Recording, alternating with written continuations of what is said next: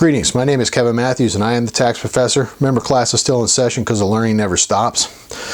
So today we're going to talk about different types of retirement plans. This is something that we talk about in accounting classes a lot, and then when I went to American University I took an entire class on this stuff, so there's a lot of material that we could cover. But what I'm going to talk to you guys about today really is that 30,000 foot level. I mean, you're looking down, you're going to say, okay, these are the two major types. We're not going to go into major major factors involving both of them, other than sort of at that 30,000 plan. One of the things that we do with these retirement plans, why do companies offer retirement plans? Primary reason why is everybody wants to save for retirement at some point in their life. There's also seen a public good to having 401ks or different types of retirement plans that exist, because what happens is, back in the old days, and we're talking, days before Social Security, if you were retired and you didn't have family to go live with and you didn't have a fortune you were sitting on, you might be sitting in the streets begging. Okay, I think now that we've had Social Security for almost 80 some odd years, I don't think people get it, how important that it has been in eliminating or significantly reducing senior poverty. Now, we could debate it. Again, that's a political discussion to be having with your leaders, whether it's a good thing or bad thing, or if there's something different that we should be coming up with. That is. But to be straight with you, if we are not saving for retirement correctly, and using these plans to our most advantage, and I'm talking as John Q. citizen, it really puts a crimp in the social services, and you can see it. There's some people who have saved very well for their retirement. They're living on beaches, drinking margaritas all day long. Other people who have not saved for retirement, they end up working into their 70s. They end up working at doing whatever. I had a very good friend of mine when I was my first job out of high school was working at a McDonald's in Spokane, Washington. And one of my very favorite ladies out there, I won't name her name, she, I think she had to be 65, 70 years old. She was continuing to work. And the reason why she was continuing to work was, she said, well, all I have is Social Security. If I don't work, I don't have a paycheck, I can't live. And it just got to me kind of thinking, were you saving for retirement this whole time? Now, back then when I was 19, I loved her so much. She was kind of like a second grandmother to me. I wasn't going to say anything rude like that to her, but it almost makes me wonder if I was rude by not saying that, by saying, hey, you probably should have been saving for retirement. Of course, she probably would have looked at me and said, no kidding, But these are some great plans that you can use to save for retirement. I'm talking more from a business perspective, not so much from the individual perspective. We're going to hit both sides in this video. But there's basically two different types of plans. You have what's called the defined benefits plan, and you have what's called the defined contribution plan. All right? And the difference between the two is what happens going in and what happens coming out. That's pretty much all it is. In a defined benefit plan, what happens going in, I don't know. What happens coming out is a certain guaranteed set amount of money.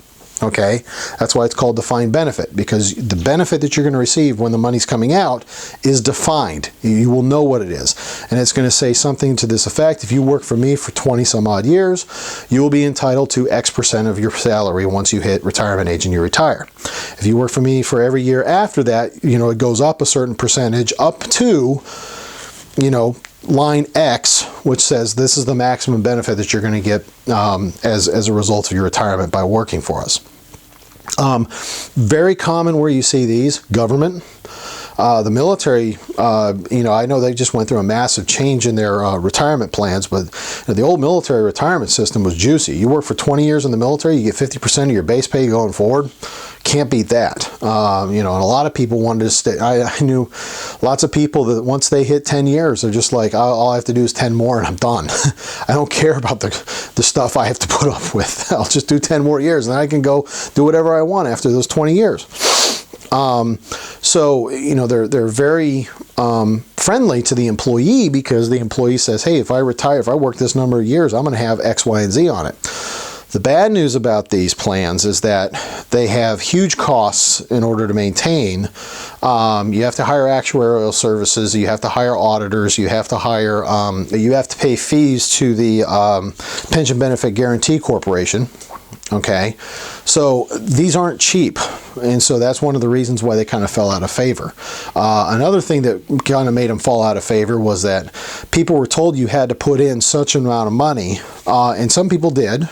Come to find out that the actuarials were not right, and so now they have this huge burden that they have to take care of. Now, if they've done what they were told to do by the actuarial, and they have the actuarial signature that says so, and they go to the Pension Benefit Guaranty Corporation and say, help, we did what we were supposed to do, now we're in deep doo-doo, the Pension Benefit Guaranty Corporation will help them out. Because they did what they were supposed to do.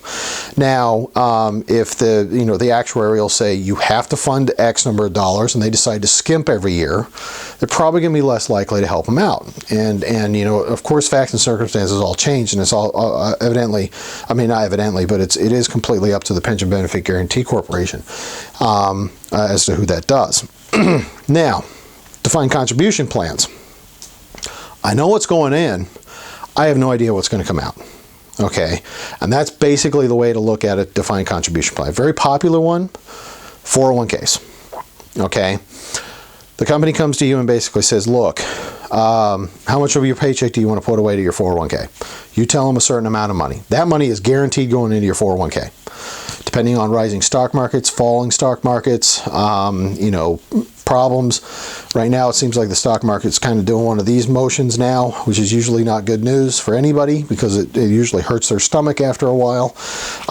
What ends up happening is you have no idea what's going to happen at the end of the year. Now, we can do projections, but a projection's only as good as the data that goes in. We call it GIGO, garbage in, garbage out. So you want to make sure that you're working with a professional to do that. But again, there's no guarantee at the end what you're going to get. Now, defined contribution plans, I think, are still a good option. And actually, not only do I think they're a good option, I actually think they're the best option. And part of the reason why, it's a lot more control that you have over it.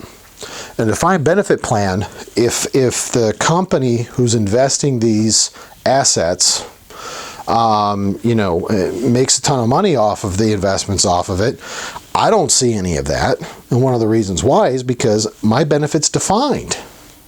Okay, I don't get to take, I don't get to sit there and say, hey, the stock market's been pretty good for the past 10 years. How about increasing my retirement pay? They're going to look at me and laugh and go away and say, go away, little boy, you bother me. Okay, that's not how it works out. Now, if there's a good stock market run, it runs up. Now, somebody will always tell me, oh, Kevin, but there's always stock market crashes, the world's going to end, blah, blah, blah, so on and so forth. First of all, the world ends, your 401k is the last thing on your mind, all right? All of us are going to be dead anyways, I'm not worried about that. Second of all, stock markets crash all the time, all right? I'm not here to tell you financial advice. That would be very dangerous of me to offer that.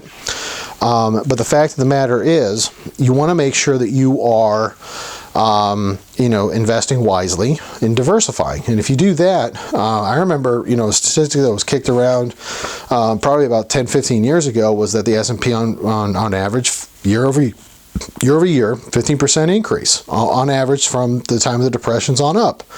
Now, I'm sure there's a lot of investment guys would be very, whoa. Well, let me tell you about what's not happening here. And they'll go on into this. I think that you just have to, you just invest, do the best as you can, follow the advice of your investment advisors, who's a lot smarter than the rest of us are, and let them do their jobs to make you have a relaxing entire retirement. I have met several clients over the past few years, all of whom have said, I followed the advice of my broker, and as a result of which, we're now buying a beach house. Okay, and these aren't people who got special favors. Okay, they worked with a Merrill Lynch person, they worked with an E-Trade person, they worked with a TD Ameritrade person, or an American Express person, or whatever. Okay, as a result of which, you probably need to work with these individuals in order to secure your financial means. I will tell you, You don't want to work with a CPA to do that unless the CPA is also certified in doing financial planning. We will give you the tax answer to things, but I won't tell you how to make money in the stock market, and I shouldn't. Okay, that's not what I'm here trying to tell you about. What I'm here trying to tell you about is that these plans exist and you need to take advantage of them. All right. So, again, and here's just some things that we're going to kind of talk about. Getting back to the defined benefit plan, adoption of a defined benefit plan requires commitment to fund the plan. Like I said, you're going to hire an actuary. They're going to tell you this is how much money you got to put in the plan. You have to fund it. All right. And if you don't fund it, what's going to end up happening, or if they find out you've been skimping on the funding, they're going to hold you responsible. Okay. That's not something that you want to have happen. The defined contribution plan provides for an individual account for each participant. What will end up happening is that if you set up a 401k, you're going to have what's called a trustee, and their job is to manage the investments that you do according to the requests that you do through their investment request forms. But you want to, if that person offers an opportunity for you to sit down with them, have a Coke, and talk about your financial future, take it. Okay, that's free advice for you, and actually it's not really free for you because they're the trustee's getting paid out of the 401k contributions anyways. So you take advantage of that. That's free for you. You've already paid for it. You might as well go ahead and use it. All right. Small businesses have a wide variety of plans. We talked about a couple of those. We've done a video on ESOPs. We've done this video on Simples. And there's definitely some other options that are out there for small businesses. Okay, that's all I got to say about this. My name is Kevin Matthews. I am the tax professor. I want to say thank you for coming to class. Remember, class isn't out of session because the learning never stops. What I'd like to do is offer that if you have any questions for me, leave a comment in the comment box below. Or if you want to reach out to me for more one-on-one personalized question asking, you can go to www.betasolutioncpa.com. Again, that's www.betasolutioncpa.com, and I'll be happy to reach out to you. Again, if you guys like these videos, if you've had a lot of good knowledge learning about these videos, please go ahead and hit like, and if you like them even more, go ahead and hit subscribe, and then you guys will receive updates when we update these videos or add more videos. And believe me, folks, they're all coming. We're going crazy out here, so we're looking forward to educating the world. Again, thank you very much for watching.